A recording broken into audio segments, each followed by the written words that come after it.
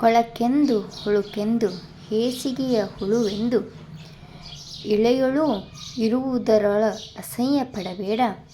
ಬೆಲೆಯುಂಟು ಕೊಳೆಗಮಿ ಜೀವನ ಸಾಮಗ್ರಿಯಲಿ, ಕೊಳೆ ಶುಚಿಜ್ಞಾಪಕವೋ ಮಂಕುತಿಮ್ಮ. ಇದರ ಭಾವಾರ್ಥ, ನಮಗೆಲ್ಲ ಅನ್ನ ನೀಡುವಂತಹ ಭತ್ತದ ಗದ್ದೆ ಕೆಸರಿನಲ್ಲಿಯೇ ಇರುತ್ತದೆ. ಕೆಸರಿನಲ್ಲಿ ಅದಿದ್ರೇ ನಮಗೆ ಭತ್ತದ ತೆನೆ ದೊರೆಯುತ್ತದೆ. ಹಾಗಂತ ನಮಗೆ ಅನ್ನ ನೀಡುವ ಗದ್ದೆ ಕೆಸರಿನಲ್ಲಿದೆ, ಅದನ್ನು ಮುಟ್ಟಬಾರ್ದು ಅನ್ನಲಿಕ್ಕಾಗಲ್ಲ. ಅದೇ ರೀತಿ ನಮ್ಮ ಅನ್ನ ಕೆಸರಿನಲ್ಲೇ ಬೆಳೆಯುತ್ತದೆ ಅಂತ ಕೆಸರನ್ನು ಮೈಗೆಲ್ಲ ಹಚ್ಕೊಳ್ಳಿಕ್ಕೂ ಆಗುವುದಿಲ್ಲ. ಎರಡೂ ಸರಿಯಲ್ಲ.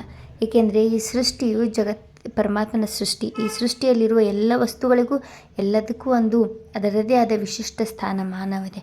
ಯಾವುದೂ ಅತಿ ಉತ್ತಮವೂ ಅಲ್ಲ, ಯಾವುದೂ ನಿಷ್ಪ್ರಯೋಜಕನೂ ಅಲ್ಲ. ಅದರ ಸಮಯಕ್ಕೆ ಅದು ಉತ್ತಮವೇ ಆಗಿರುತ್ತದೆ. ಆದ್ದರಿಂದ ಯಾವುದನ್ನು ಹೀನವಾಗಿ ಕಾಣಬಾರದು.